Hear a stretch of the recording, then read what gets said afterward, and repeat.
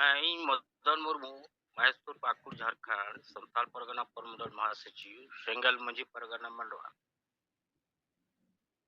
ᱟᱫᱚ ᱤᱧ ᱴᱷᱮᱡ ᱠᱷᱚᱡ ᱫᱚ ᱛᱮᱦᱮᱧ ᱱᱤᱝᱠᱟ ᱞᱮᱠᱟ ᱨᱤᱯᱳर्ट ᱛᱮᱦᱮᱧ ᱟᱞᱮ ᱵᱟᱨ ᱡᱟᱭᱜᱟ ᱨᱮ ᱱᱚᱣᱟ 31 ᱢᱟᱨᱪ ᱞᱟᱹᱜᱤᱫ ᱞᱮᱠᱟᱛᱮ ᱟᱛᱳ ᱨᱮ ᱫᱩᱯᱲᱩᱵ ᱫᱚᱦᱚ ᱞᱮᱱᱟ ᱟᱫᱚ ᱚᱱᱟᱨᱮ ᱟᱞᱮ 8 ᱡᱚᱱᱟ ᱞᱮ ᱥᱟᱹᱢᱤᱞ ᱞᱮᱱᱟ ᱢᱤᱫᱴᱮᱱ ᱟᱛᱳ ᱨᱮᱫᱚ ᱥᱟᱞᱜᱟᱯᱟᱲᱟ ᱯᱟᱹᱠᱩᱲᱤया ᱯᱟᱹᱠᱩᱲ और दूसरा दो इन सुर सुपुर गी सिंदरी सोल अदो सलगापड़ा रे दो आतु रे 20 जुना गान महिला पुरुष लिकात को जरवालिना और ओंडे 20 अबुआ कादो मुद्दा हिना उनको लैयात को जे उनको हेलते मिता को करना जे चिलका अबु वा मायनी धरी धरम कोड बनु तबुना और अबुआ भाषा ते पढ़ाए और नय कुड़मी महतो को एसटी लगी अड़ी जुमित कते आवाज को उठा दो चे नुक्कू को टिकाव दराम लगी से अबुआ सरना धरम को लगी जुमित दो अबुन और हासा बसा यति धर्म ये तबती रोजगार चासबास नवा को बाबत तो ते खूब चर्चा आदो उनको को मेंदा बांग नवा रे चर्चा तो ले सोशल मीडिया ले नेले कन्यस राष्ट्रीय अध्यक्ष सलखान मुर्मू वा अडी आन चला कना अदो नाते बांग नवा लगी दो अब जुमी दो तिगी होयो और आले नवा ले सपोर्ट कना गड़ो गयाले अदो मिठेन दो उनको लिखा होड़ केन मिट्टी जगमजी थाय कर और अतु पर जागे इने कते ओंडे जुमित थान होले गिरे रार को तो इने कते दोसार ठेले चलावना ओंडे दो केंद्रीय सोल ओंडे दो 40 जुना लेका को महिला पुरुष को ओंडे दो 20 ओंडे दो जराइना अदो ओंडे नवा गेले मेता को चे नई तो 31 मार्च लगी बन सपड़ा और चे नवा रे आपे नवा अब धर्म कोड बनुआ नवा चे बे धर्म कोड तो अब चिलका पे क्यूदा अदो ना को मेंदा को बांग धर्म कोड और अब आशा भाषा जाति धर्म जी तो बंद रोजगार लगी तो अब जुमी तो ती हुई और मारी वो मारी तो हाथ बगिया मार को इंकरा सरी है ये तो एकन रुमु थाय कते दो अब जुमी बांग होई दाड़िया तो ओंडे हो अड़ी बिस आदो ओंडे दो बरिया जुगन पूरा किन मेन किदा जे नितो तो ओडको ती हुईवा आकुती उनकिन किन मेन किदा नि अब नि तो काहल 31 मार्च चला हुईवा जिला रे अले चंदा कते 10 टका कते उठो कते नोनन को तिना नो आतोरन इदी को रे अली दायक लिया तो 20 नौनका और माको बुझो गे मेनखान ओडको लगी नितो उना हैबिट बांग हुई कान तकुआ नितो एटा पार्टी रेन हर खाली जम न्यू रे जनम टका पैसा हांडी परुती को बुलाव का कते थोड़ा उना रे अलो तलो मिना को अदि नितो दो ना खो छड़ा लगी तो सलकान मुर्मू आयुरते री बिस्कु बुझो वारम से जुगन कोड़ा किन मेंदा नय उनी आगे चर्चा नेलोगो कना सोशल मीडिया रे अड़ी बिस कमी कना और नितो उनी बेगर तो अब धर्म को babun nyam daᱲᱮᱭᱟᱜᱼᱟ ᱟᱨ ᱠᱩᱨᱢᱤ ᱢᱟᱦᱟᱛᱚ ᱠᱚ ᱮᱥᱴᱤ ᱠᱚ ᱦᱩᱭᱩᱜ ᱠᱟᱱ ᱞᱟᱹᱜᱤᱫ ᱠᱚ ᱡᱩᱢᱤᱫᱚᱜ ᱩᱱᱠᱩ ᱦᱚᱸ ᱨᱚᱠᱟᱣ ᱞᱟᱹᱜᱤᱫ ᱫᱚ ᱚᱠᱚᱭᱴᱟᱜ ᱞᱤᱰᱟᱨ ᱦᱚᱸ ᱵᱟᱝ ᱟᱨ ᱱᱚᱣᱟ ᱟᱵᱚ ᱨᱟᱡᱽᱵᱷᱟᱥᱟ ᱡᱷᱟᱲᱠᱷᱚᱸᱰ ᱨᱮ ᱵᱟᱝ ᱦᱩᱭᱩᱜ ᱠᱟᱱ ᱩᱱᱤ ᱯᱟᱸᱡᱟ ᱛᱮᱜᱮ ᱱᱩᱭ ᱡᱤᱛᱠᱟᱹᱨ ᱫᱟᱲᱮᱭᱟᱵᱚᱱᱟ ᱟᱹᱰᱤ ᱵᱮᱥ ᱩᱱᱠᱤᱱ ᱡᱩᱣᱟᱹᱱ ᱠᱚᱲᱟ ᱟᱹᱰᱤ ᱟᱞᱮ ᱛᱟᱞᱟ ᱨᱮᱠᱤᱱ ᱨᱚᱲ ᱠᱮᱫᱟ ᱟᱨ ᱢᱤᱢᱤᱫ ᱦᱚᱲ ᱠᱩᱞᱤ ᱠᱮᱫ ᱠᱷᱟᱡ ᱦᱚᱸ ᱟᱨ ᱢᱤᱫᱴᱮᱱ ᱦᱟᱲᱟᱢ ᱦᱚᱲ ᱢᱮᱱᱫᱟᱭ ᱧᱮᱞ ᱢᱮ ᱱᱚᱰᱮ ᱫᱚ ᱟᱵᱚᱨᱮᱱ ᱱᱩᱠᱩ ᱤᱧ ᱠᱩᱞᱟᱹᱢ ᱠᱷᱚᱞᱟ ᱟᱯᱮ ᱥᱟᱢᱟᱝ ᱤᱧ ᱨᱚᱲᱫᱟ ᱱᱩᱠᱩ ᱢᱟᱹᱡᱷᱤ ᱯᱟᱨᱜᱟᱱᱟ ᱵᱮᱵᱚᱥᱛᱷᱟ ᱱᱩᱠᱩ ᱵᱟᱭ ᱟᱸᱡᱚᱢᱚᱜ ᱠᱟᱱᱟ ᱢᱟᱱᱛᱟᱱ ᱢᱚᱦᱟᱱᱟᱜ ᱛᱷᱚᱲᱟ ᱡᱳᱨᱛᱮ ᱨᱚᱲ ᱢᱟᱭ ᱟᱫᱚ ᱩᱱᱠᱤᱱ ᱩᱱᱤ ᱢᱮᱱ ᱠᱮᱫᱟ ᱵᱚᱞᱮ ᱩᱱᱠᱩ ᱢᱟᱹᱡᱷᱤ ᱵᱟᱵᱟ ᱠᱚᱜᱮ ᱱᱚᱣᱟ ᱟᱥᱚᱞ ᱠᱷᱩᱱᱴᱤ ᱠᱟᱱᱟ ᱠᱚ ᱱᱩᱠᱩ ᱜᱮ ᱠᱚᱢᱡᱳᱨ ᱟᱨ ᱱᱩᱠᱩ ᱜᱮ ᱟᱛᱳ ᱨᱮᱱ ᱦᱚᱲ ᱱᱩᱠᱩᱣᱟᱜ ᱜᱳᱞᱟᱢ ᱨᱮ ᱦᱮᱱᱟᱜ ᱠᱚᱛᱮ ᱱᱚᱣᱟ ᱟᱵᱚᱣᱟᱜ ᱡᱩᱢᱤᱫ ᱨᱮ ᱵᱟᱫᱷᱟ ᱦᱩᱭᱩᱜ ᱠᱟᱱᱟ ᱟᱫᱚ ᱚᱸᱰᱮ ᱢᱟᱱᱟᱣ ᱠᱮᱫᱟ ᱠᱚ ᱢᱟᱹᱡᱷᱤ ᱠᱚᱠᱚ ᱛᱟᱦᱮᱸ ᱠᱟᱱᱟ ᱮᱠᱮᱱ ᱢᱤᱫᱴᱮᱡ ᱵᱟᱭ ᱛᱟᱦᱮᱸ ᱠᱟᱱᱟ ᱠᱩᱰᱟᱹᱢ ᱱᱟᱭᱠᱮ ᱟᱫᱚ ᱱᱤᱛᱚᱜ ᱫᱚ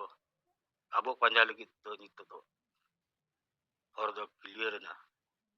ᱛᱮᱦᱮᱧ ᱢᱤᱴᱤᱝ ᱨᱮ ᱵᱩᱡᱷᱟᱹᱣ ᱮᱱᱟ ᱟᱫᱚ ᱢᱟ ᱱᱤᱝᱠᱟ ᱞᱮᱠᱟ ᱨᱚᱲ ᱠᱟᱛᱮ ᱜᱮ ᱜᱚᱝᱠᱮ ᱛᱟᱹᱠᱤᱱ ᱥᱚᱸᱜᱮ ᱡᱚᱲᱟᱣ ᱟᱠᱟᱱ ᱢᱟ ᱡᱚᱛᱚ ᱠᱚᱜᱮ ᱡᱚᱦᱟᱨ ᱛᱚ ᱢᱚᱫᱚᱱ ᱢᱩᱨᱢᱩ ᱜᱚᱝᱠᱮ ᱛᱟᱹᱠᱤᱱ ᱟᱹᱰᱤ ᱟᱹᱰᱤ ᱥᱟᱨᱦᱟᱣ ᱟᱨ ᱡᱚᱦᱟᱨ ᱛᱚ ᱚᱱᱠᱟᱜᱮ ᱟᱨᱚ ᱵᱟᱹᱠᱤ ᱞᱤᱰᱟᱨ ᱠᱚ ᱛᱟᱵᱚᱱ ᱢᱟ ᱵᱤᱪᱟᱹᱨ ᱠᱚᱵᱚ ᱫᱚᱦᱚᱭ ᱢᱟ ᱢᱮᱰᱟᱢ ᱥᱩᱢᱤᱛᱨᱟ ᱢᱩᱨᱢᱩ ᱟᱨ ᱮᱭᱟᱭ ᱨᱟᱡᱽ ᱨᱮᱱ ᱱᱮᱛᱟ ᱠᱚ ᱠᱟᱡᱽᱠᱚᱨᱛᱟ ᱠᱚ ᱟᱹᱞᱤᱧ ᱯᱟᱥᱴᱟ ᱥᱮᱫ ᱠᱷᱚᱱ ᱥᱮᱸᱜᱮᱞ ᱡᱚᱦᱟᱨ ᱤᱧ ᱵᱤᱠᱟᱥ ᱪᱚᱱᱫᱨᱚ ᱦᱮᱢᱵᱨᱚᱢ आदिवासी सेंगेल अभियान Baripada sub divisional president Odisha Mayurbhanj अदो अलिंग ओडिशा रेना रिपोर्ट लेका रिपोर्ट गिलिंग लay ñoga चलावेन होला 6/2/2024 हिलो ओडिशा गवर्नमेंट सोशल मीडिया बाले सकम सोशल मीडिया रे ñel ñamena आसेकारिनी लीडर सुंदर मोहन हेम्ब्रम तिकिन ना ओना सोशल मीडिया रे किन रोल का जे ओडिशा सरकार हलाय होहात को तहना और ओना रे सिलेक्ट को तहलेना सनाम स्टेट सनाम डिस्ट्रिक्ट रेन केउझर मयूरभंज ढेंकानाल और बेंगल साइड से रेन हो किछुगान सेटर को तहया मेंतेन महाल और आसेका संगठन रेन अदो उनको सला गपालमाराव चितान रे माने ओडिशा गवर्नमेंट रेन पदाधिकारी सला ᱧᱟᱯᱟᱢ चितान रे किना रिपोर्ट रे लay हिसाब ते ako adi mar tahe kana KG to PG Santali ते ओलो हुयुग मा और रायरमपुर रे पंडित रघुनाथ मुर्मू स्टेडियम हुयुग मा और उड़ीसा रे एमएलए टीचर को बहाल कान संताड़ी हिसाब ते नुको को रेगुलर कना किंतु पढ़ा दो बाय हुयुग कना पुनः रे दो ना परब पुनई दिन रे छुट्टी घोषणा मा राम मंदिर बनावेना जतो स्कूल रे को छुट्टी है ना और संताल लगे दो मारे छुट्टी बाय ताहे कना जहाँ तिना आदिवासी अंचल रिन बुरु धारा रे को बसबासेद हर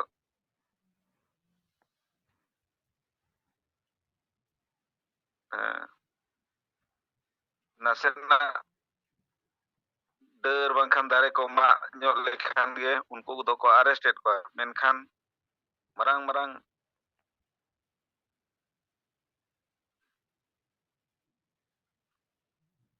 दिकू गे फॉरेस्ट वाला डिपार्टमेंट गे नोआ दारे कोरेना कारबार को हुईआ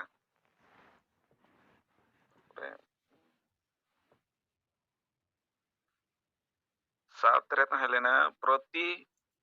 स्कूल रे माघ बोंगा मुलु रे ᱵᱤᱫᱩ ᱪᱟᱸᱫᱟᱱ ᱵᱚᱸᱜᱟ ᱵᱩᱨᱩ ᱦᱩᱭᱩᱜᱼᱟ ᱢᱮᱱᱛᱮ ᱡᱚᱛᱚ ᱥᱠᱩᱞ ᱨᱮ ᱦᱩᱭᱩᱜᱼᱟ ᱢᱮᱱᱛᱮ ᱱᱚᱝᱠᱟᱱᱟᱜ ᱰᱤᱢᱟন্ড ᱠᱚ ᱫᱚᱦᱚ ᱞᱟᱜᱼᱟ ᱟᱨ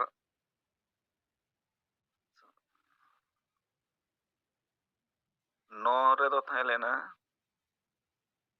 ᱥᱟᱨᱱᱟ ᱫᱷᱚᱨᱚᱢ ᱠᱳᱰ केंद्रते सुपारिश माय उड़ीसा सरकार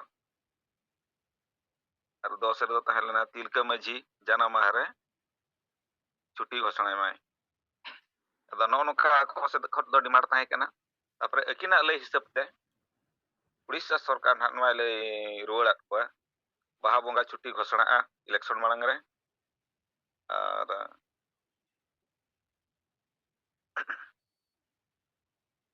ᱥᱟᱱᱛᱟᱲᱤ ᱛᱮ केजी 2 पीजी ᱚᱞᱚᱜ ᱯᱟᱲᱦᱟᱣ ᱦᱩᱭᱩᱜᱼᱟ और बाबा तिलका माझिया जन्म माह रे छुट्टी डिक्लेयरवा नोआ ना इलेक्शन माने रे डिक्लेयरवा मेंतेन उड़ीसा गवर्नमेंट लई रुवाड़ को और सारना धर्म कथा दो ओना तो सपड़ा मेना चेक करते च तायम आकना ओना दो ना बेजा हुयु गया इनका धारा को पड़ेना मेंते इकिना रिपोर्ट खन नेल ᱧᱟᱢ आकना अदो मा गंके अलिन पास्टा से खन निका धारा के रिपोर्ट सनाम को दराते मुचारे जोहार तो विकास चंद्र हेम्ब्रम गंके तकिन अडी अडी सराव तो उड़ीसा सरकार पाटा से खन कुचे को गलमरा ना रिपोर्ट लिया अंजमा बुना अदो आते अडी अडी सराव और माने ते मारो अब लीडर को नौका के विचार को दोहय मा कथा को दोहय मा अलिंग सिंग्रे हेम्ब्रम कटक जिला सभापति ना रासुंदीपुर प्रभारी लेकाते दायित्व बन हताव लिया अदो कटक जिला रमा अलबन बनु उना नित मा नोडे मयूरभंज रे हेना बना अदो ना नित जेहु रुआ ना मा बनु आकना एनखान नोडे रासुंदीपुर ब्लॉक और मुर्डा ब्लॉक भितर जहां कमी होरा एतोप आकना अदो जाहु नोडे मुर्डा ब्लॉक रे मिटंग जेएमएम मिटंग प्रेसिडेंट हनाया अदो उनकिन सला नुका रोपड़ हुई लेना आपे को दो एजेंडा को चेक तहे कना अदो उनकुमा धर्म चेतान रमा नो को मेने को धर्म मा तहे करा मुगा बुरु को हुई कान या अदो एग्जांपल लेकाते नोआ लिंग मेन सदर किया नोआ दे गाड़ी जो तिंगु कना नोआ जदी प्लेट बाय थाना आपे पुलिस को तो को साब पिया चे भांगी मेना ससा बाको उनका के जदी आबवा जदी धर्म कोड जदी बाय थाना ताले नोआ बंगा बुरु को जतो आदो आर मुते तुतरवा एनते रंग को बांग को बुझो धराया जान परके आपे नोआ को चेक पेले भाषा को जाति धर्म बन बंचा दोया सबंगा अदो तेन नोका के मिटिंग मजी सला रपड़ हुईना एग्जांपल एम कते नोआ लिया दे आपे मा तेन कोटा को बनुआन खातिर तेन इंदिरा आवास को आपे नाम दाड़ा कना आपे ओथासा ना तिनंग कोटा मेना तापिया उना मा जोता सुविधा पे नामिया तो जो कराव दाड़ा कना पे नोंका के आपे नंबर मेना ओका ओना मा अपनारा ᱧᱩᱛᱩᱢ ᱨᱮᱱᱟᱜ ᱯᱚᱴᱟ ᱯᱮ ᱧᱟᱢ ᱟᱠᱟᱜᱼᱟ ᱚᱱᱠᱟᱜᱮ ᱟᱵᱚᱣᱟᱜ ᱫᱷᱚᱨᱚᱢ ᱠᱳᱰ ᱦᱚᱸ ᱢᱮᱱᱟᱜᱼᱟ ভোটার কার্ড ᱟᱯᱮᱭᱟᱜ ᱱᱚᱢᱵᱚᱨ ᱨᱮᱱᱟᱜ ᱢᱳᱵᱟᱭᱤᱞ ᱱᱚᱢᱵᱚᱨ ᱟᱹᱵᱤᱱᱟᱜ ᱱᱚᱢᱵᱚᱨ ᱨᱮ ᱡᱩᱫᱤ ᱤᱧ ᱴᱷᱤᱠ ᱥᱮ ᱡᱩᱫᱤ ᱵᱟᱹᱧ ᱞᱟᱜᱟᱣ ᱴᱷᱤᱠᱟ ᱠᱷᱟᱱ ᱫᱚ ᱱᱚᱢᱵᱚᱨ ᱦᱚᱸ ᱵᱟᱭ ᱥᱟᱵ ᱛᱟᱹᱵᱤᱱᱟ ᱚᱱᱠᱟᱜᱮ ᱟᱵᱚᱣᱟᱜ ᱫᱷᱚᱨᱚᱢ ᱦᱚᱸ ᱢᱮᱱᱟᱜᱼᱟ ᱫᱷᱚᱨᱚᱢ ᱠᱳᱰ ᱦᱮᱱᱟᱜᱼᱟ ᱚᱱᱟ ᱠᱷᱟᱹᱛᱤᱨ ᱛᱮ ᱱᱚᱣᱟ ᱵᱟᱠᱷᱨᱟ ᱪᱮᱫ ᱵᱤᱱ ᱢᱮᱱᱮᱜᱼᱟ ᱟᱫᱚ ᱢᱮᱱᱟ ᱦᱚᱸ ᱴᱷᱤᱠ ᱜᱮᱭᱟ ᱮᱱᱠᱷᱟन ᱮᱱᱛᱮ ᱨᱮᱦᱚᱸ बुझाव दो बांग को बुझाव ठीक दाड़ा कना अदो और नोआ कटक जिला सभापति लेकाते अलिन हस्तांतर मेन दो आर मिन हो देतो बखराना अलिन चला नियमित रे जेहेतु अंतरा में बइन थान कना नितो अब मयूरभंज रिन थान कना जीव बंगा सलखान मुर्मू तिकिना कुरुमुटु ते तेहन जो 8 शेड्यूल कना लैंग्वेज संताड़ी भाषा अदो ओना लेकाते अब नोडे स्कूल हो मेना तैयार कना अदो नोडेन को गार्डियन को सलाह मीटिंग को हुई कना नोआ को चितान आलोचना हुई कना उनको को तो बुझाव का ओडे गिद्रा को को ताहे कना रेसिडेंट गेल ओना स्कूल रे लिन ताहे कना अब पाटा कुन जा नोडे गे ताहे कते नो असुर सुपुर रासुंदीपुर ब्लॉक मुर्डा ब्लॉक ᱟᱨ ᱥᱟᱶᱛᱮ ᱢᱮᱱᱟᱜ ᱠᱚᱣᱟ ᱜᱚᱲᱚ ᱵᱟᱨ ᱯᱮ ᱦᱚᱲ ᱢᱮᱱᱟᱜ ᱠᱚᱣᱟ ᱠᱩᱱᱩ ᱢᱩᱨᱢᱩ ᱟᱨ ᱵᱟᱨᱤᱯᱚᱫᱟ ᱨᱮᱦᱚᱸ ᱢᱤᱴᱤᱝ ᱠᱚᱦᱚᱸ ᱪᱟᱞᱟᱣ ᱦᱩᱭᱩᱜ ᱠᱟᱱᱟ ᱡᱳᱜᱟᱡᱳᱜ ᱱᱚᱝᱠᱟ ᱪᱟᱹᱞᱩ ᱟᱠᱟᱱᱟ ᱱᱤᱭᱟᱹᱜᱮ ᱟᱹᱞᱤᱧ ᱯᱟᱦᱴᱟ ᱠᱷᱚᱱ ᱛᱟᱨᱯᱚᱨᱮ ᱛᱮᱦᱮᱧ ᱡᱟᱦᱟᱸ ᱜᱮ 7 ᱨᱟᱡᱽ ᱨᱮᱱ ᱱᱚᱣᱟ ᱫᱩᱯᱩᱵ ᱨᱮᱠᱚ ᱥᱮᱞᱮᱫ ᱟᱠᱟᱱᱟ ᱟᱵᱚ ᱯᱟᱦᱴᱟ ᱠᱷᱚᱱᱟᱜ ᱟᱹᱰᱤ ᱟᱹᱰᱤ ᱟᱭᱢᱟ ᱜᱩᱱᱢᱟᱱ ᱡᱚᱦᱟᱨ ᱯᱟᱹᱨᱥᱤ ᱡᱤᱛᱠᱟᱹᱨ ᱥᱟᱞᱠᱷᱟ ᱢᱩᱨᱢᱩ ᱢᱮᱰᱟᱢ ᱥᱩᱢᱤᱛᱨᱟ ᱢᱩᱨᱢᱩ ᱥᱟᱶᱛᱮ ᱵᱟᱹᱵᱩ ᱴᱤᱞᱠᱟ ᱠᱚ ᱥᱟᱱᱟᱢ ᱠᱚ ᱟᱹᱞᱤᱧ ᱯᱟᱦᱴᱟ ᱠᱷᱚᱱ ᱟᱹᱰᱤ ᱟᱹᱰᱤ ᱥᱟᱨᱦᱟᱣ ᱱᱤᱭᱟᱹ ᱢᱮᱱ ᱠᱟᱛᱮ ᱟᱹᱞᱤᱧ ᱞᱤᱧ ᱢᱩᱪᱟᱹᱫ ᱠᱮᱫᱟ ᱡᱚᱦᱟᱨ ᱜᱮ तो सिंगरे हेम्ब्रम गंके तकिन अडी सराव और जोहार तो निये तायम मारो लीडर को तबो विचार को कथा को दोहय मा रिपोर्ट को लय सदर मा ᱟᱫᱚ ᱡᱟᱦᱟᱸ ᱜᱮᱵᱚᱱ ᱥᱮᱴᱮᱨ ᱟᱠᱟᱱᱟ 7 ᱨᱟᱡᱽ ᱨᱮᱱ ᱱᱚᱣᱟ ᱥᱤᱸᱜᱟᱹᱲ ᱡᱩᱢ ᱨᱮ ᱡᱤᱛ ᱵᱚᱸᱜᱟ ᱥᱟᱞᱠᱷᱟᱱ ᱢᱩᱨᱢᱩ ᱥᱟᱶᱛᱮ ᱥᱟᱱᱟᱢ ᱠᱚᱜᱮ ᱟᱹᱞᱤᱧ ᱯᱟᱦᱴᱟ ᱠᱷᱚᱱ ᱫᱷᱩᱣᱟᱹᱛᱮ ᱡᱚᱦᱟᱨ ᱟᱫᱚ ᱜᱚᱝᱠᱮ ᱛᱤᱠᱤᱱ ᱡᱩ ᱦᱚᱞᱟ ᱡᱩ ᱠᱟᱛᱷᱟ ᱠᱤᱱ ᱢᱮᱱᱮᱫ ᱛᱟᱦᱮᱸᱫ ᱡᱩ ᱨᱚᱲ ᱠᱚᱣᱥᱚᱞ ᱠᱟᱛᱷᱟ ᱟᱹᱰᱤ ᱪᱚᱨᱚᱠ ᱠᱟᱛᱷᱟ ᱠᱤᱱ ᱢᱮᱱ ᱠᱮᱜᱼᱟ ᱚᱱᱟ ᱠᱚᱫᱚ ᱤᱭᱩᱴᱩᱵᱽ ᱨᱮ ᱟᱲᱟᱜ ᱞᱮᱠᱷᱟᱱ ᱫᱚ ᱟᱹᱰᱤ ᱱᱟᱯᱟᱭ ᱠᱚᱜᱼᱟ ᱟᱨ ᱛᱮᱦᱮᱧ ᱦᱚᱸ ᱡᱟᱦᱟᱸᱭ ᱠᱤᱱ ᱢᱮᱱ ᱠᱮᱜᱼᱟ ᱠᱟᱛᱷᱟ ᱠᱚ ᱟᱹᱰᱤ ᱵᱩᱜᱤ ᱠᱟᱛᱷᱟ ᱠᱤᱱ ᱢᱮᱱ ᱠᱮᱜᱼᱟ ᱟᱹᱰᱤ ᱫᱟᱢᱟᱱ ᱠᱟᱛᱷᱟ ᱱᱚᱣᱟ ᱠᱚ ᱤᱭᱩᱴᱩᱵᱽ ᱨᱮ ᱟᱲᱟᱜ ᱞᱮᱠᱷᱟᱱ ᱫᱚ ᱥᱟᱱᱟᱢ ᱠᱚ ᱵᱟᱰᱟᱭ ᱫᱟᱲᱮᱭᱟᱜᱼᱟ ᱱᱤᱭᱟᱹᱜᱮ ᱟᱹᱞᱤᱧ ᱞᱤᱧ ᱱᱮᱦᱚᱨᱚᱜ ᱠᱟᱱᱟ ᱢᱟ ᱥᱟᱱᱟᱢ ᱠᱚ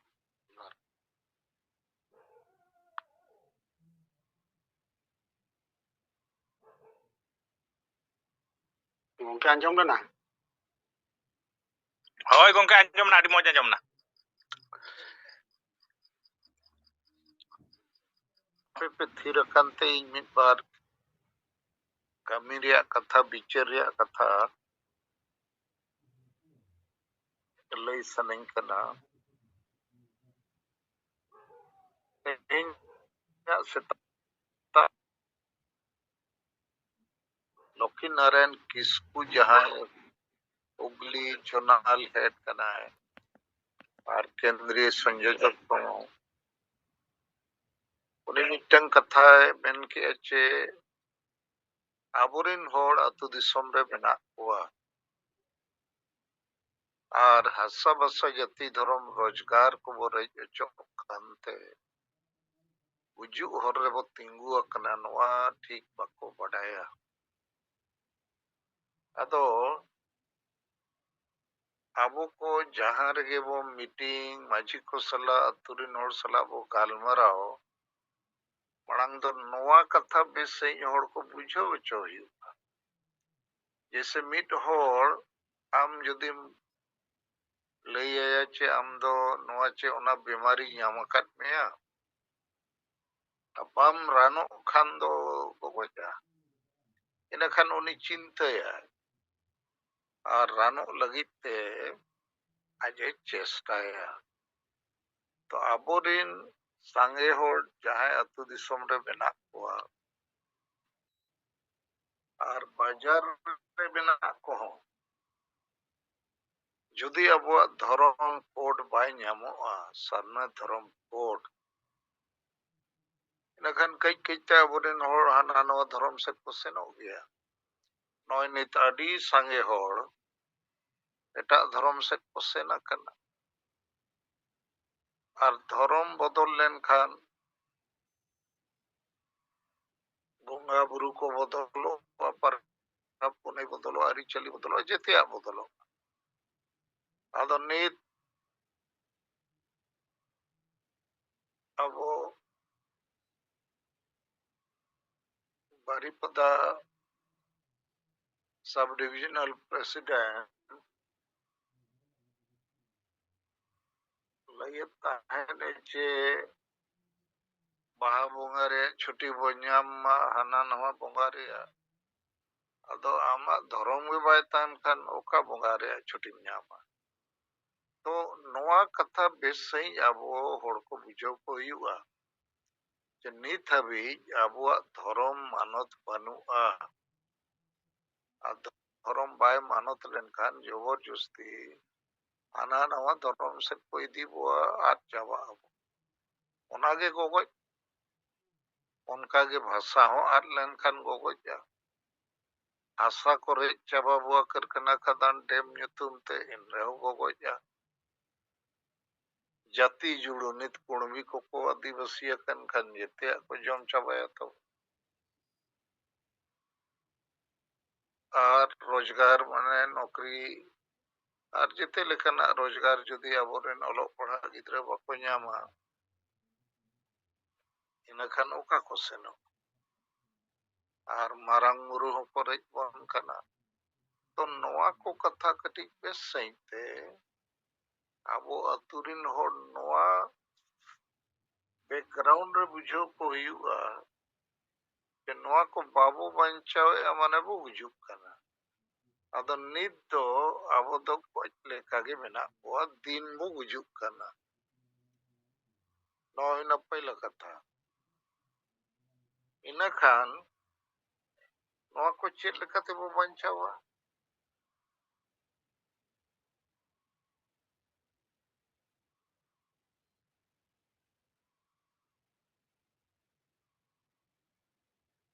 ᱵᱟᱧᱪᱟᱣ ᱞᱟᱹᱜᱤᱫ ᱫᱚ ᱡᱩᱢᱤᱫᱚᱜ ᱦᱩᱭᱩᱜᱼᱟ ᱢᱟᱨᱟᱝ ᱡᱩᱢᱤᱫ ᱟᱨ ᱢᱟᱨᱟᱝ ᱟᱣᱟᱡ ᱪᱮ ᱢᱟᱨᱟᱝ ᱟᱱᱫᱳᱞᱚᱱ ᱨᱟᱠᱟᱵ ᱦᱩᱭᱩᱜᱼᱟ ᱡᱮᱛᱮ ᱟᱛᱩ ᱨᱮᱱ ᱦᱚᱲ ᱡᱩᱢᱤᱫ ᱠᱟᱛᱮ ᱦᱩᱭᱩᱜᱼᱟ ᱟᱨ ᱡᱮᱛᱮ ᱟᱛᱩ ᱨᱮᱱ ᱦᱚᱲ ᱵᱞᱚᱠ ᱨᱮ ᱡᱤᱞᱟᱹ ᱨᱮ ᱢᱤᱫᱴᱷᱮᱱ ᱠᱚ ᱡᱟᱣᱨᱟ ᱞᱮᱱᱠᱷᱟᱱ ᱞᱟᱠᱷ ᱞᱟᱠᱷ ᱦᱚᱲ ᱠᱚ ᱦᱩᱭᱩᱜᱼᱟ ᱟᱨ 50ᱴᱤ ᱜᱟᱱ ᱡᱤᱞᱟᱹ ᱨᱮᱱ ᱦᱚᱲ ᱯᱨᱚᱛᱮᱠ ᱡᱤᱞᱟᱹ ᱨᱮ 1 ᱞᱟᱠᱷ ᱟᱹᱫᱤᱵᱟᱹᱥᱤ ko ᱡᱟᱣᱨᱟ ᱞᱮᱱᱠᱷᱟᱱ दिल्ली हिलाᱹᱣ ᱩᱛᱟᱹᱨᱚᱜᱼᱟ ᱛᱚ ᱚᱱᱠᱟᱱᱟᱜ ᱢᱤᱫᱴᱟᱝ ᱡᱩᱢᱤᱫ ᱫᱟᱲᱮ ᱵᱮᱱᱟᱣ ᱞᱟᱹᱠᱛᱤᱜᱼᱟ ᱵᱟᱧᱪᱟᱜ ᱞᱟᱹᱜᱤᱫ ᱟᱫᱚ ᱱᱤᱛ ᱫᱚ ᱟᱵᱚ ᱫᱚ ᱜᱚᱴᱟ ᱵᱷᱟᱨᱚᱛ ᱨᱮ ᱟᱹᱫᱤᱵᱟᱹᱥᱤ ᱫᱚ ᱟᱹᱰᱤ ᱠᱚᱪᱞᱚᱱ ᱨᱮᱜᱮ ᱢᱮᱱᱟᱜ ᱵᱚᱣᱟ ᱜᱚᱴᱟᱜᱮ ᱦᱟᱥᱟ ᱵᱷᱟᱥᱟ ᱡᱟᱹᱛᱤ ᱫᱷᱚᱨᱚᱢ ᱨᱳᱡᱽᱜᱟᱨ ᱠᱚ ᱨᱮᱡ ᱵᱚᱱ ᱠᱟᱱᱟ ᱟᱨ ᱪᱮᱫ ᱦᱚᱸ ᱵᱟᱵᱚ ᱪᱮᱠᱟ ᱫᱟᱲᱮᱭᱟᱜ ᱠᱟᱱᱟ ᱠᱟᱨᱚᱱ ᱫᱚ ᱚᱠᱟ ᱢᱤᱫᱴᱟᱝ ᱟᱛᱩ ᱨᱮᱦᱚᱸ ᱦᱚᱲ ᱡᱩᱢᱤᱫ ᱵᱟᱹᱱᱩᱜ ᱠᱚᱣᱟ ᱠᱟᱛᱷᱟ ᱵᱟᱠᱚ ᱵᱩᱡᱷᱟᱹᱣᱟ ᱛᱚ ᱫᱚᱥᱟᱨ ᱯᱚᱭᱮᱱᱴ ᱫᱚ ᱠᱟᱱᱟ ᱜᱩᱡᱩᱜ ᱠᱷᱚᱡ ᱵᱟᱧᱪᱟᱜ ᱥᱟᱱᱟ ᱠᱷᱟᱱ ᱡᱩᱢᱤᱫᱚᱜ te ᱦᱩᱭᱩᱜᱼᱟ ᱟᱨ ᱡᱩᱢᱤᱫ ᱠᱟᱛᱮ ᱢᱟᱨᱟᱝ ᱟᱣᱟᱡ ᱢᱟᱨᱟᱝ ᱡᱩᱲᱩ ᱧᱟᱢ ᱞᱟᱹᱜᱤᱫ ᱢᱟᱨᱟᱝ ᱫᱟᱨᱮ ᱨᱩᱯᱩ ᱦᱩᱭᱩᱜᱼᱟ ᱛᱮᱥᱟᱨ ᱠᱟᱛᱷᱟ ᱫᱚ ᱡᱩᱢᱤᱫᱚᱜ ᱞᱟᱹᱜᱤᱫ ᱥᱚᱢᱟᱡᱽ ᱥᱩᱫᱷᱟᱹᱨ ᱞᱟᱹᱠᱛᱤᱜᱼᱟ ᱱᱚᱣᱟ ᱟᱹᱰᱤ ᱢᱟᱨᱟᱝ ᱠᱟᱛᱷᱟ ᱠᱟᱱᱟ ᱱᱤᱛᱚᱜ ᱱᱚᱣᱟ ᱞᱮᱵᱮᱞ ᱨᱮᱜᱮ ᱟᱵᱚ ᱵᱚ ᱯᱷᱟᱥᱟᱣ ᱟᱠᱟᱱᱟ ᱠᱟᱨᱚᱱ ᱫᱚ ᱵᱩᱞ ᱢᱟᱛᱟᱞ ᱦᱚᱲ ᱫᱚ ᱵᱟᱠᱚ ᱥᱚᱡᱷᱮᱜᱼᱟ ᱨᱩᱢᱩ ᱵᱩᱞᱩ ᱰᱟᱸᱰᱚᱢ ᱵᱟᱨᱚᱱ ᱰᱟᱹᱱ ᱯᱟᱱᱛᱮ ᱦᱤᱥᱟᱹ ᱥᱩᱭᱟᱹ ᱱᱚᱰᱮ ᱜᱮᱵᱚ ᱡᱷᱟᱹᱞᱤ ᱛᱷᱟᱹᱞᱤ ᱟᱠᱟᱱᱟ ᱟᱨ ᱥᱟᱸᱜᱮ ᱢᱟᱹᱡᱷᱤ ᱠᱚ ᱵᱩᱞ ᱢᱟᱛᱟᱞ ᱢᱩᱨᱩᱠ ᱜᱮᱭᱟ ᱠᱚ ᱫᱤᱥᱚᱢ ᱨᱮ ᱪᱮᱫ ᱦᱚᱸ ᱵᱟᱠᱚ ᱵᱟᱰᱟᱭᱟ ᱜᱩᱡᱩᱜ ᱠᱟᱱᱟ ᱵᱚ ᱩᱱᱠᱩ ᱫᱚ ᱵᱟᱠᱚ ᱵᱤᱪᱟᱹᱨ ᱫᱟᱲᱮᱭᱟᱜ ᱠᱟᱱᱟ ᱡᱩᱢᱤᱫ ᱠᱟᱛᱷᱟ ᱵᱟᱠᱚ ᱵᱤᱪᱟᱹᱨ ᱫᱟᱲᱮᱭᱟᱜᱼᱟ ᱫᱷᱚᱨᱚᱢ ᱠᱳᱰᱮᱢ ᱢᱮᱱᱠᱷᱟᱱ ko mena abo mabo bongak kan gaya jahir than menak gaya to no nongka ar noa handi ko paura ko ge chodor rakabo tahena ona kote bai jumid hor bo dadom ko ar dadom puisa bo joma bo nyuya bo raskaya bo to noa samaj sudhar lakti kana ar samaj sudhar reyak mane do besa ar badija sala bachaw dorkar আর বেশ নেতা বড়িক নেতা বেশ সংগঠন বড়িক সংগঠন বেশ নীতি বড়িক নীতি বেশ রণনীতি বড়িক রণনীতি নোয়া ko বুঝাᱣ ᱦᱩᱭᱩᱜᱼᱟ ᱟᱫᱚ ᱱᱤᱛ ᱫᱚ ᱟᱹᱫᱤᱵᱟᱹᱥᱤ ᱥᱚᱢᱟᱡᱽ ᱨᱮ ᱟᱨ ᱥᱟᱱᱛᱟᱞ ᱥᱚᱢᱟᱡᱽ ᱨᱮᱫᱚ ᱵᱮᱥ ᱟᱨ ᱵᱟᱹᱲᱤᱡ ᱨᱮᱭᱟᱜ ᱪᱟᱨᱪᱟ ᱜᱮ ᱵᱟᱹᱱᱩᱜᱼᱟ ᱪᱮᱫ ᱨᱮᱭᱟᱜ ᱦᱚᱸ ᱟᱨ ᱢᱤᱫᱴᱟᱝ ᱦᱚᱸ ᱥᱚᱢᱟᱡᱽ ᱥᱩᱫᱷᱟᱹᱨ ᱠᱟᱹᱢᱤ ᱵᱟᱭ ᱦᱩᱭ ᱟᱠᱟᱱᱟ ᱢᱟᱹᱡᱷᱤ ᱯᱟᱨᱜᱟᱱᱟ ᱵᱮᱵᱚᱥᱛᱷᱟ ᱚᱱᱟ ᱢᱟᱨᱮ ᱡᱩᱜᱽ ᱨᱮᱭᱟᱜ ᱜᱮ ᱛᱚ ᱟᱵᱚᱨᱤᱱ ᱦᱚᱲ ᱤᱧᱟᱹᱜ ᱦᱤᱥᱟᱹᱵ ᱛᱮ ᱡᱟᱦᱟᱸ ᱨᱮᱜᱮ ᱵᱚ ᱜᱟᱞᱢᱟᱨᱟᱣ ᱠᱚᱣᱟ ᱯᱟᱹᱭᱞᱟ ᱯᱚᱭᱮᱱᱴ ᱫᱚ ᱜᱩᱡᱩᱜ ᱠᱟᱱᱟ ᱵᱚ ᱫᱤᱱ ᱵᱚ ᱜᱩᱡᱩᱜ ᱠᱟᱱᱟ ᱜᱚᱡ ᱪᱟᱵᱟ ᱩᱛᱟᱹᱨᱚᱜᱼᱟ ᱵᱚ ᱛᱚ ᱵᱟᱧᱪᱟᱜ ᱞᱟᱹᱜᱤᱫ ᱫᱚ ᱡᱩᱢᱤᱫᱚᱜ ᱦᱩᱭᱩᱜᱼᱟ ᱢᱟᱨᱟᱝ ᱡᱩᱢᱤᱫ ᱢᱟᱨᱟᱝ ᱟᱣᱟᱡ ᱟᱨ ᱢᱟᱨᱟᱝ ᱡᱩᱢᱤᱫᱚᱜ ᱞᱟᱹᱜᱤᱫ ᱥᱚᱢᱟᱡᱽ ᱥᱩᱫᱷᱟᱹᱨ ᱦᱚᱸ ᱞᱟᱹᱠᱛᱤᱭᱟ ᱠᱟᱨᱚᱱ ᱵᱩᱞ ᱢᱟᱛᱟᱞ ᱦᱚᱲ ᱫᱚ ᱵᱟᱠᱚ ᱥᱚᱡᱷᱮ ᱤᱱᱟᱹᱠᱷᱟᱱ ᱱᱚᱣᱟ ᱨᱩᱢᱩᱜ ᱜᱩᱞᱩᱜ ᱠᱚ ᱦᱟᱺᱰᱤ ᱯᱟᱹᱣᱨᱟᱹ ᱠᱚ ᱵᱟᱹᱜᱤ ᱛᱮᱦᱚᱸ ᱦᱩᱭᱩᱜᱼᱟ ᱟᱨ ᱢᱩᱨᱩᱠ ᱵᱩᱞ ᱢᱟᱛᱟᱞ ᱢᱟᱹᱡᱷᱤ ᱠᱚ ᱡᱟᱭᱜᱟ ᱨᱮ ᱚᱞᱚᱜ ᱯᱟᱲᱦᱟᱜ ᱦᱚᱲ ᱵᱚ ᱫᱚᱦᱚ ᱠᱚᱣᱟ ᱠᱚᱲᱟ ᱦᱚᱸ ᱠᱩᱲᱤ ᱦᱚᱸᱠᱚ ᱛᱟᱦᱮᱸ ᱫᱟᱲᱮᱭᱟᱜᱼᱟ ᱱᱚᱝᱠᱟ ᱥᱩᱫᱷᱟᱹᱨ ᱟᱨ ᱥᱚᱝᱵᱤᱫᱷᱟᱱ ᱟᱹᱭᱤᱱ ᱢᱟᱱᱟᱣ ᱵᱟᱛᱟᱣ ᱛᱮᱜᱮ ᱦᱩᱭᱩᱜᱼᱟ ᱥᱮ ᱱᱤᱛ ᱫᱚ ᱟᱵᱚᱣᱟᱜ ᱟᱹᱛᱩ ᱥᱚᱢᱟᱡᱽ ᱨᱮᱫᱚ ᱥᱚᱝᱵᱤᱫᱷᱟᱱ ᱟᱹᱭᱤᱱ ᱫᱚ ᱵᱟᱭ ᱢᱟᱱᱟᱜ ᱛᱚ ᱟᱵᱚ ᱫᱚ ᱟᱹᱰᱤ ᱚᱱᱟ ᱢᱟᱨᱮ ᱩᱭᱦᱟᱹᱨ ᱢᱟᱨᱮ ᱰᱟᱦᱟᱨ ᱨᱮᱜᱮ ᱵᱚ ᱡᱟᱹᱞᱤ ᱛᱷᱟᱹᱞᱤᱭᱟᱠᱟᱱᱟ ᱟᱨ ᱚᱱᱟᱛᱮ ᱟᱵᱚ ᱛᱟᱞᱟᱨᱮ ᱪᱮᱫ ᱜᱟᱞᱢᱟᱨᱟᱣ ᱪᱟᱞᱟᱜ ᱠᱟᱱᱟ ᱟᱵᱚ ᱫᱚ ᱥᱮᱫᱟᱭ ᱞᱮᱠᱟ ᱜᱮᱵᱚ ᱛᱟᱦᱮᱱᱟ ᱟᱵᱚ ᱫᱚ ᱥᱚᱢᱟᱡᱽ ᱨᱮ ᱵᱟᱵᱚ ᱜᱟᱞᱢᱟᱨᱟᱣᱟ ᱨᱟᱡᱽᱱᱤᱛᱤ ᱟᱫᱚ ᱱᱚᱣᱟ ᱠᱚᱫᱚ आउटडेटेड एक्सपायरी कथा और विचार को करना तो नवा पेया जिनिस आपे कमिया को गहिर ते विचार पे जाए को सलाह पे गलमराव करना जे जाए को पे बुझो को गहिर ते बुझो को पे पहला आदिवासी समाज दबो गुजुक करना दिन वो गुजुक करना कारण हासा भाषा जाति धर्म रोजगार बांचाव रे आबो ठन विचार बनुआ आर नवा बांचाव सनाबो कान जुमिदो लगतिया ओना जुमिद बनुआ आर जुमिदो लगित खान समाज सुधार लगतिया समाज सुधार रे कमी मिटंग हन निथबित बाय हुइया आदो इन्या विचार ते नोंका गलमराव गोटा दिसोम बो पसनाव लेकन तु तु रे सेन कते और को बुझावा आर नोंका बाबू बुझाव को खान ओना हांडी रे कथा को अगुया मेना को आपे मा हांडी पे बंदोएआ आर बांखान को मेना आपे मा सेंगल माजी पे बनाए को आर चेत को चो बेकार कथा को लेकिन गुजु खजम एहोब लेखान गालमाराव आर ओंडे पूरम बुझाव लेखान इनखान ओना हांडी से तो ना बाय ध्यान गुजु खज बांछा से ध्यान आर बोहो ओना चेतान रे कॉन्सेंट्रेट आर बांखान आपे पे बड़ाई गया नो संगे लो कमी कान को जहां सला गेम गलमाराव उनको बहाना को लगावा बांगा जते आगे ठीक गया तो हांडी चोडर बंदोए तो आर माजी को नवा नवा पे बनाव को करना बखान दो पे जेरेट को करना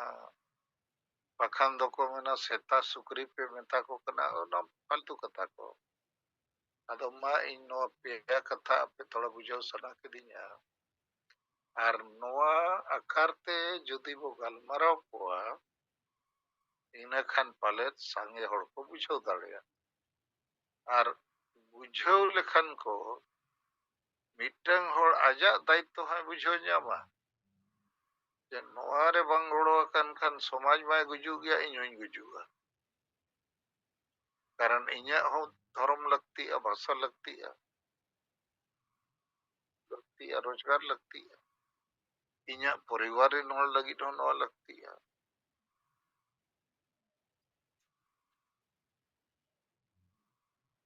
तो नोआ मिटंग विचार रे कथाñ लिया स्ट्रेटजी रे कमी रे आर मिटंग कथा लई सनई कना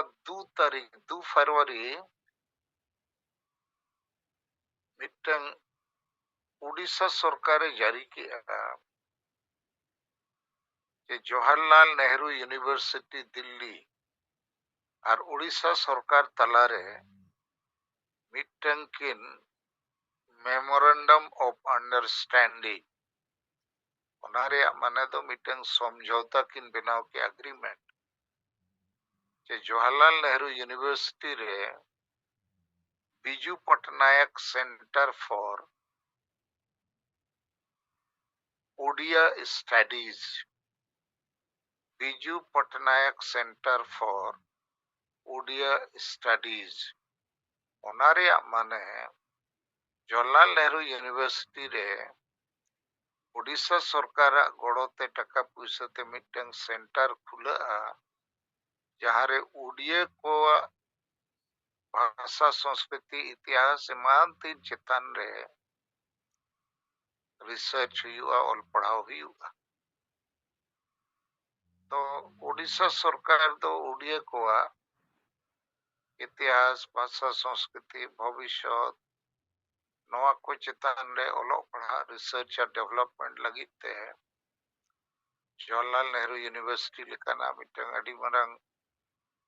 বিশ্ববিদ্যালয় ᱥᱮ ᱥᱚᱝᱥᱛᱷᱟᱱ ᱨᱮ ᱥᱮᱱᱴᱟᱨ ᱮ ᱠᱷᱩᱞᱟᱹᱣᱮ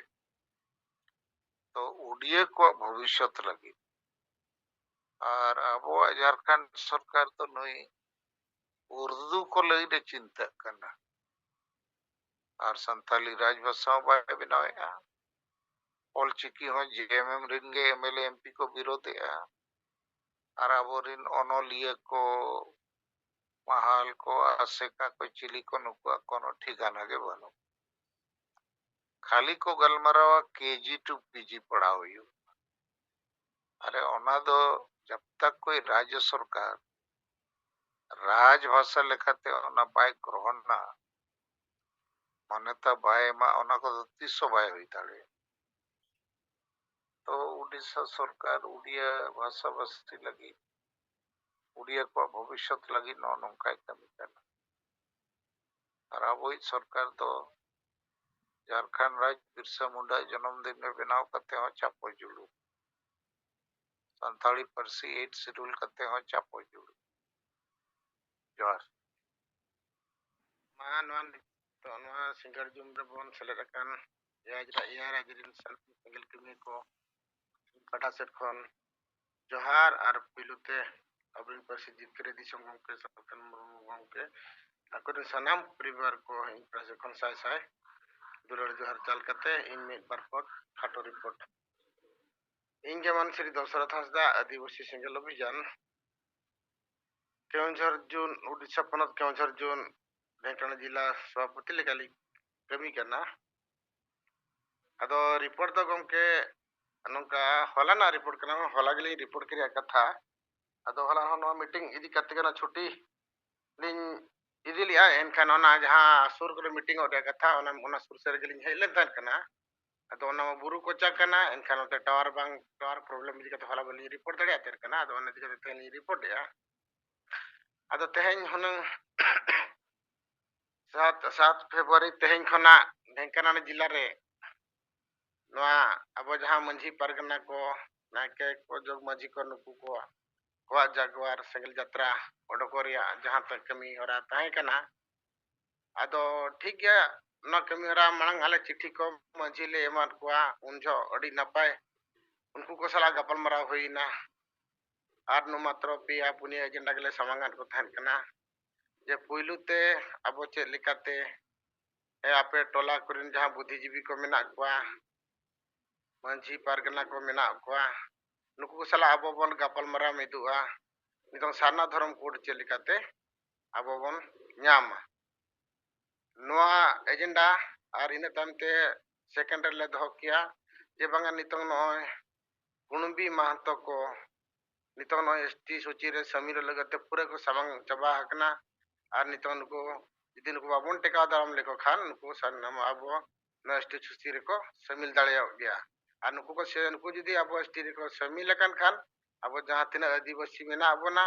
ओरिजिनल आदिवासी अडी मरंग ढोड़ा रे मंजुरुआ अदो ओना दो आको पाटा खनो को मेना बांगा नो दो सरी उतर कन गया उन पुनबी उत्तर दो यदि आबो आदिवासी कन खान को मिटंग मुनगा दारे आर मिटंग कुंदरी को रोहय केट खान गे ओना टला दो आजा राज के चलुआ तो ओते ठीक है गया तो नितम उनको मा कटे ठीक कन हड़ कना को अदो नितम जदी उनको बाबन टेका दाराम को अब जतो हड़ बांग गपल मरा मिट कते आर जदी बाबन टेका दाराम पेन खान तो अडी रोड़ा रे बन जुरुआ अदो कमना ठीक है गमके अडी चिरा कथा पे रखब किया नो तो अडी नपाय कथा कना अडी चिरा पे कमी कना तो नो तो बन गपल मरा अदो कते थर्ड रे दो किया जे आरो नो अब खाली अबरन हड़बन कमी कना जे बांग खाने ऑल चिकी गे ऑल चिकी ऑल कते चेर बन चिकाया अब जदी सांताली राजभाषा के जदी बाबन स्थापित दालिया एका ऑल चिकी पढ़ाव कते होचे न बांगा चेर बन न्यामा ओकोय तबन पढ़ाव मिटा चिट्ठी हो करम भेजा दालिया चे अब ऑलते ओकोय पढ़ाव दालिया अदो नोना को चे लिकाते बन स्थापित होचे नोना को विषय ते बन गपल मरा अदो नोआ दो ᱱᱚᱝᱠᱟ ᱢᱟ ᱟᱹᱰᱤᱜᱟᱱ ᱥᱚᱝᱜᱚᱴᱷᱚᱱ ᱢᱮᱱᱟᱜ ᱠᱚᱣᱟ ᱱᱚᱜᱼᱚᱭ 2025 ᱠᱷᱟᱱ 100 ᱥᱟᱞ ᱯᱩᱨᱟᱹᱜ ᱠᱟᱱᱟ ᱥᱚᱝᱜᱚᱴᱷᱚᱱ ᱠᱚ ᱛᱟᱵᱚᱱ ᱱᱩᱠᱩ ᱥᱚᱝᱜᱚᱴᱷᱚᱱ ᱠᱚ ᱱᱚᱣᱟ ᱪᱮᱛᱟᱱ ᱨᱮᱢᱟ ᱵᱟᱠᱚ ᱵᱤᱪᱟᱹᱨᱮᱜᱼᱟ ᱟᱫᱚ ᱚᱱᱟ ᱤᱫᱤ ᱠᱟᱛᱮ ᱛᱮᱦᱮᱧ ᱟᱞᱮ ᱟᱹᱫᱤᱵᱟᱹᱥᱤ ᱥᱮᱸᱜᱮᱞ ᱚᱵᱷᱤᱡᱟᱱ ᱯᱟᱦᱴᱟ ᱠᱷᱚᱱᱟᱜ ᱜᱚᱴᱟ ᱵᱷᱟᱨᱚᱛ ᱨᱮ ᱱᱤᱛᱚᱜ ᱱᱚᱣᱟ ᱥᱮᱸᱜᱮᱞ ᱡᱟᱛᱨᱟ ᱢᱟᱹᱡᱷᱤ ᱯᱟᱨᱜᱟᱱᱟ ᱠᱚ ᱡᱟᱜᱣᱟᱨ ᱡᱟᱛᱨᱟ ᱞᱮ ᱚᱰᱚᱠ ᱟᱠᱟᱱᱟ ᱟᱫᱚ ᱱᱚᱣᱟ ᱠᱚᱵᱚᱱ ᱜᱟᱯᱟᱞᱢᱟᱨᱟᱣ ᱢᱤᱫᱚᱜᱼᱟ ᱮᱱᱠᱷᱟᱱ ᱤᱱᱟᱹ ᱦᱤᱞᱳᱜ ᱫᱚᱠᱚ ᱢᱮᱛᱟᱜ ᱞᱮᱛᱮ ᱵᱟᱝᱟ ᱦᱚᱸ ᱵᱟᱝᱟ ᱟᱹᱰᱤ ᱱᱟᱯᱟᱭ ᱠᱟᱹᱢᱤ ᱠᱟᱱᱟ ᱟᱨ ᱱᱚᱣᱟ ᱫᱚ ᱵᱟᱵᱚᱱ ᱡᱩᱢᱤᱫ ᱟᱠᱟᱱ ᱵᱷᱳᱨ ᱫᱚ ᱱᱚᱣᱟ ᱫᱚ ᱵᱟᱝ ᱦᱩᱭ ᱫᱟᱲᱮᱭᱟᱜᱼᱟ ᱤᱱᱟᱹ ᱦᱤᱞᱳᱜ ᱫᱚ ᱴᱷᱤᱠ ᱜᱮᱠᱚ ᱢᱮᱱᱟ ᱪᱤᱴᱷᱤ ᱠᱚᱞᱮ ᱮᱢᱟᱫ ᱠᱚᱣᱟ ᱡᱚᱛᱚᱣᱟᱜ ᱟᱨ ᱚᱱᱟ ᱪᱤᱴᱷᱤ ᱠᱚ ᱧᱟᱢ ᱠᱟᱛᱮ ᱟᱠᱚ ᱦᱚᱸ ᱡᱟᱣᱨᱟᱭᱮᱱᱟ ᱟᱹᱛᱩ ᱨᱮ ᱟᱨ ᱠᱚ ᱜᱟᱯᱟᱞᱢᱟᱨᱟᱣᱮᱱᱟ ᱠᱚ ᱜᱟᱯᱟᱞᱢᱟᱨᱟᱣᱮᱱ ᱯᱚᱨᱮ ᱡᱟᱦᱟᱸ ᱛᱤᱱᱟᱹᱜ ᱴᱤ ᱟᱹᱛᱩ ᱟᱞᱮ ᱪᱤᱴᱷᱤ ᱞᱮ ᱮᱢᱟᱫ ᱠᱚ ᱛᱟᱦᱮᱱ ᱠᱟᱱᱟ ᱟᱨ ᱟᱞᱮ ᱥᱟᱞᱟᱜ ᱫᱚ ᱟᱹᱰᱤ ᱯᱚᱡᱮᱴᱤᱵᱷ ᱠᱚ ᱜᱟᱯᱟᱞᱢᱟᱨᱟᱣ ᱞᱮᱱᱟ उनको मजी तयम दो सडनली को मेन किया बांगा गमके आले गालमाराव ले पास किया आ गोड़ो दले गोड़ोआ जहां रे मीटिंग जुलूस हुआ रेल रोड चक्का जाम हुआ ओना जगह रे दले सेटेरोआ लेकिन अतु टोला रे दो बाले दुड़ बुचोआ आदि मिता कना गमके चे लिकर एनखान नो दो पे ठिका दाड़ेया चेत बकरा चेत एजेंडा को मेना सेगेल अभियाना चेत को चेल का कम अब दिवसन बा जनवरी चेल करे तो एटा हर दो पे बुझाव दाड़ेया को अदो को मेनके बांगा आले तो जतो आले बाड़ाय कट गया आर नोवार दले गोड़ो गया आले लेकिन दुड़ुब दो बाले हुई चोआ चेत खातिर बापे दुड़ुब चोआ चेत कारण ते बांगा नो आले टोला ले गपल मराना बांगा दुड़ुब दो बांगा हुआ अदो नोका गे जातिरा टी मंजी को चिठी ले मार को ताहे कना बारे मंजी दो अकिन ते तिकिन फोन रोड लेया आर जहां मंजी लिन अलिनी फोन आगो कना उनको हो इन मिट्टी कथा के जते को रोड किया एनखान अदो आले बुझा क्या पे नुको तो पाले जहां लेका चिठी को नाम क्या आर जतो मंजी को गपल मरायना नोआ दो माने बाबन हजि चोआ को मेनते नोआ लेका पले अदो नोआ नितों बाडायो कना पले ना मंजी परगना महल पाटा खना गे नोआ प्रेशर को नाम किया जा फरगी नितों टोटल टोला रे दुड़ुब को मनाया बाको दुड़ुबा अदो ओना इदी कते मांग पोइलुर दो गमके तिकिन बइले कर किन थान कन जा जहां अबरे उड़ीसा प्रदेश जहां तिना मेना पताबन अबरे सिंगल कमी को मारंग मारंग नेता तब उनको कोटे फोन किया तीना को रिसीव लिया तीना तो बाको रिसीव लिया एनखान मेना बांगा गमके तिकोना को ओडक उतरो गया अदो ओना इदी कते इन आदो मडान तिकिन टेन फोन किया मडान तिकिन टेन गदो किन तिकरा बांगा जदी नुकु नोका खान पे बेकार कैंसिल पे अदो ओना इदी कते तेहें खना जहां कमी होरा ताहे कना अदो ओना दो कैंसिल आकना अदो तेहें आले जहां नो ढेंकना रिन जहां तिना आले अब सेंगल रे बन सेले रखन सेंगल परिवार को अदो सनाम को गेले जारा ले कोई मिता कने हिजु पे नोडे बन दुगु को गपल मराबो चेत लेकारे खान बन आज कमी बन बडावा नुकुमा बाको कमी जबन कना अदो ओना इदी कते तेहें गपल मरा ले गोटा किया और गापा खना दो जहां नुकु जहां ना मेना आकट को सेंगल अभियान रे उनको टेले शेर नाम कोआ अदो उनको डायरेक्ट ले कुली कोआ जे तेहें जदी ना अब सनाधर्म कोड नाम रे आर बखान गुणबी को टेका दाम रे जदी आपे बापे गोड़ो कना एनखान तो चेत आपे अदो बांग दरकारा चे दरकारा आपे नो चेत पे मे अदो नोआ ना गापा कुकुली ले दोहो का ले मेनिया और इन मा छुट्टी अगु कते हे ठीक उतर कना अदो बरसी पे मानहा नोडिन ताहेन कना अदो नोआ चेतान रे नुकु को सला न्यापाम कतले गपल मरा मेनतले मेन चे अदो नो ठीक को अच्छा बांगा ना तब नोआ को बन बिचारा ले आर बखान आर चेत लेका ले चिकाया अदो ओना को होना नितों बन लय साडे लेखान अडी के बेसोआ होना अदो गमके मा इना खाटो मोचा रिपोर्ट नोडे के दोहया मा सनाम को गे जोहार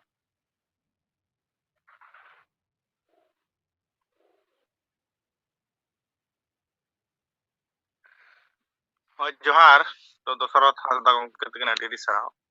और जोहार तो नितो अबोरेन कुनुराम बास्के गमके तकिन तिकिन तुल कदा एनान रे तो मा अबिना कथा दशरथ हासदा ढेंकानाल जहां रिपोर्ट एम किया उनारे इना सजेशन दो आपे माजी को सलाह चेष्टा पे गलमराव लेकिन ओना अतु करे जहां ऑल पढ़ाव होड़ मेना को बुद्धिजीवी को उनको सलाह गलमराव पे और नोए नोआ जहां रिपोर्टिंग ते बढ़ाए ना যে আবরেন মাঝি কোগে আবরেন হড় দহ আলোপ তালোপ কাতে নিউত রে দহ রেয়া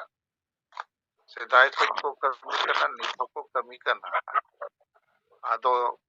unku chetan lege pura bhorsa lekhan do bay gan ar galmarao tege hor odokoga ado dasrat am chuti ko hataw katem setter kana ma abo sengel team idi kate kosis me galmarao rea ar baki ko ho ona galmarao do jari dohoy pe ठीक है अम्मा जो है ठीक है sir, ठीक है sir, जोहार।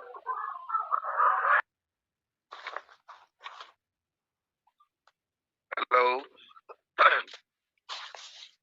Hello Hoy anjomok kana gongke. Ma, kata doa bin anjomok kana.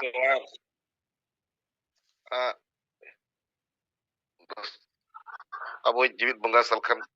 Murmu अर्सिजित क्रिया साथ मैडम सुमित्राम और पासते एआई पनत kon सेलेक्टkan सेंगेल हुलगरिया को नेता को कार्यकर्ता को सलाम को इन पास्टा सेट kon सेंगेल जोहार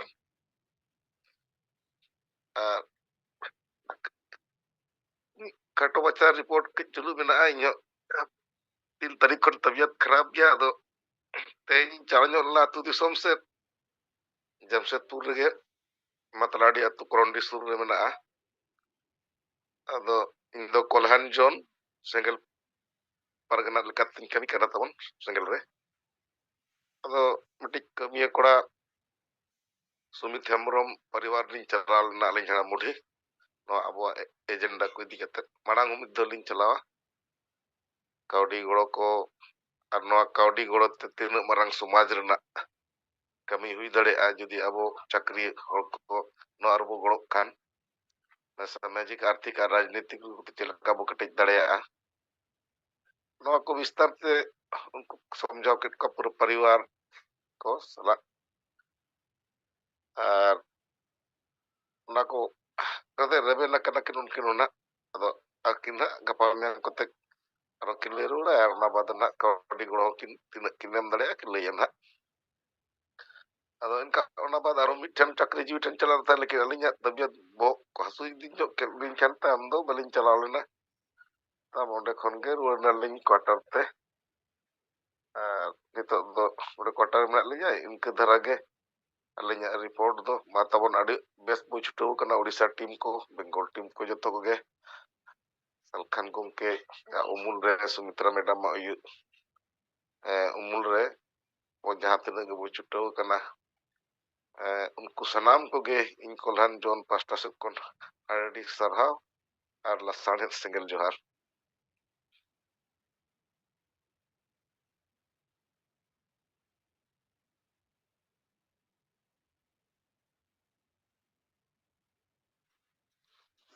Kunuram baske gongke takin adi sarawat johar. तो उनका के मारो बिचर को दोय तवन पे माइक को खुलो कते रामपुर ब्लॉक सरायकला जिला सरायकला खरसवा और सेंगल टीरनी जिला सभापति लेकाते कमी रे मिनया अदो ते सिंगड़ जुमरे सेलेद अकन जी अवई जीत बोंगा पारसी जीत करिए दिसम गोंके मानतान सलखान मुर्मू और जाहिर आय लेकाते अवई मिनया सुमित्रा मुर्मू और राष्ट्रीय नेता जुवा नेता तिलका मुर्मू ज्योति मुर्मू और एआई गोटे दिसम रे अबोरी सेंगल हुलगरिया और नेता को और बिल दिसम नेपाल बांग्लादेश भूटान रे हो सेंगल हुलगरिया को इन पस्ता सेन कोन और कोल्हान जोन पस्ता सेन कोन साई साई गुणमान मानस सेंगल जोहार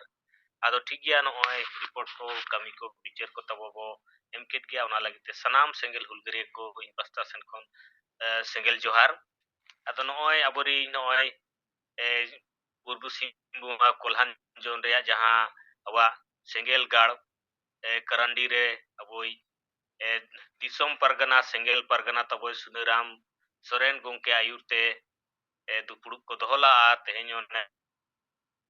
खबर कागज रे गे तेहेन आडी बेस छापा सदर करना प्रभात खबर रे ये सरना धर्म कोड नहीं मिला तो 7 अप्रैल को भारत बंद अदो नुका गे आरा ओने पूरा डिटेल विस्तार ते तब अबो गोंके जहां बिचर जे अबवा समंग का आय अबो ना पम्पलेट रे या माने पोस्टर और खबर कागज रे सोशल मीडिया रे एम कते अब जहां भारत सरकार अल्टीमेटम बो एमा दिया उनका गे अब समाज जहां माने अल्टीमेटम नितो बो एमा को कना नवा आडी बेस खबर कागज रे छापा सदर कना प्रभात खबर रे अदो इनेगे खबर माने तेहेन इन पास्टा सेन खना खबर कागज रिया रिपोर्ट गे नय राहुल गांधी जहां नय नवा नुई भारत जोड़ो यात्रा रे ओडोक कनाय निहो सभा रे जहां लेका सरना कोड इनी एमो आय नोकाय रोड़ा काय अदो ओना लगिते गोंकिया अडी पुस्टर सही जे ठीक गया आमरिन कांग्रेसिन एमपी को अडी संगे मेना को अदो नवा दो जहां के नवा बाहरे रे सभा रे रोड़ दड़े लेकिन पार्लियामेंट रे मेना को ओंडे हो आपे नवा विचार दोहय पे इनखान गेले पति आ बांखान दो जहां के नुका दो को रोड़ागा एड़े आगु का लेगिया को आदिवासी को दो जुग जुग खन अदो ओना लगिते अबवा सनाम मा सेंगेल हुलगरिया को अबो नुका गे मीटिंग अबो सभाय अबो अदो आले हो कोल्हान जोन रिया सरायकला जिला रे आले हो नुका गे सपड़ाव अनहा ले आ नवा समाज साथे अबो नय सरकार हो अल्टीमेटम अबो एमा का देगिया समाज रिन अबो रिन संगठन रिन आदिवासी सेंगेल जहां लेका कमी आय नवा सेंगेला जहां गे आइडियोलॉजी जे अबो सरना कोड हर हाल रे हतावबो अबो संथाली राजभाषा नोडे लागू चोयाबो जे कुणबी को एसटी बेना रे चेल कातबो टेकाव दराम को नवा लगित अबो रिन समाज रिन संगठन मेना को अडिगान संगठन नुकु अबो समाज गोगोज कमी रे मेना को नुकु को अबो बो एभेन को आर अबो नवा कमी रे बो गोड़ो चोक चेल काते ओना कोगे प्रचार प्रसार वो चालू अकाद गया अड़ी बेस अदो मा इन पास्टा सेन कोन दोड़ाते सनाम सेंगेल हुलगरिया को अड़ी आयमा गुणमान सराव आर मानव जोहार अदो जुमिद बखेड़ अब एनखान पास्टा सेन खन जुमिद बखेड़ सपड़ाव का दो एनखान जुमिद बखेड़ तबु निहो बिया मा सनाम सेंगेल हुलगरिया को तबु मने मने तबो तेलाय मा बोंगा कोठेन नेहर जोहार आर अरदास जुमिद बखेड़ हिल मारांग बुरु जाहेर आयो मोड़े को तुरी को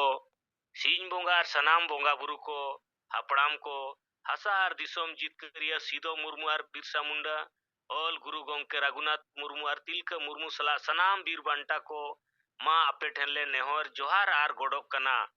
मा आपे आले दाड़े आर गोड़ो एमाले पे जेमन आले हिस्से सुय बागी काते जुमिद दाड़ेले सरसाव दाड़ेया मा आले तलारे दुलड़ आर गोड़ो गोपड़ो दाड़ेले बेनाव रकाब दाड़ेया मा आले दुख हरके चाबा मा आर आले सनाम होड़ सुख शांति ले तहन मा आले बेस और डहार ले सला बचाव दाड़ेया मा आर बेस और डहार ले तड़म मा सरिया रोड आर बेसा पंजा लगित आलो ले बोतरो मा साहा सिमाले पे बदलो कान समय सला ताल मेल ले दोहो दाड़ेया मा कोड़ा कुड़ी में जुमिद कतेले तड़म दाड़ेया मा आलिया जाति धर्म हासा भाषा मन सम्मान इज्जत आबादी रोजगार चास बास ले बंचाव दोहो दाड़ेया मा फालतू कमी निस हिस भोट किरिंग अखरिंग आर बुलुल ले बगी मा जेमन आलिया मोने जीवी आर हड़मो केटेज तहन मा जुमड़ी कुमड़ू स्वार्थी आर बड़ी जोड़ पांजा बगी कतेन आलिया समाज ले पांजा केटेज मा बोंगा बुरु को मा आले सलाते आले रिन माजी परगना आर नायके को दाड़े आर गोड़ो एमा को पे जेमन नोआ बांचाव कामी रे को गोड़ो मा दिसोम गोंके सलखन मुर्मू आयुरते संताड़ी परसी ले जीतकर किया एमाय पे केटे दाड़े गोड़ो आर बुद्धि जेमन आजा आयुरते सरना धरम आर दिसोम लागेले जीतकर दाड़े आमा बोंगा बुरु को मा सनाम दारे बुरु जीव जंतु चेणे चिपरू आर एटा मनवा को आशीर्वाद एमा को पे जेमन आको हो सुख शांति रे को तहन मा जोहार नितो दो क्रिया हताओ शपथ ग्रहण मा बोंगा बुरु को आपे सकी शोभा कातेन इन आर आले क्रिया ले हतादा चे आलिया जाति धर्म हासा भाषा इज्जत आबादी रोजगार चास बासे मन बंचाव लगी इन आर आले तन मन धन ते गोड़ोले एमुआ आपे आले आशीर्वाद एमाले पे जेमन आले लागेले जुमिदो आर जीत करो मा जोहार अदो मा इन पास्ता सेन खन तबो नय जुमिद बाखेण को हेसुत गया मा दोहड़ाते सनाम सेंगेल हुलगरिया को इन पास्टा सेन खन दोहड़ाते अड़ी आयमा गुणमान सराव आर मानस सेंगेल जोहार खेला मुर्मू गंके तकिन अड़ी सराव आर मा मुचे रे जुदी जहां को मिबार हर जुदी बिचार दो रेना मेना खान दोय तबन पे आर बांखान तेहेኛ जुन दबन मुचे दड़ेया।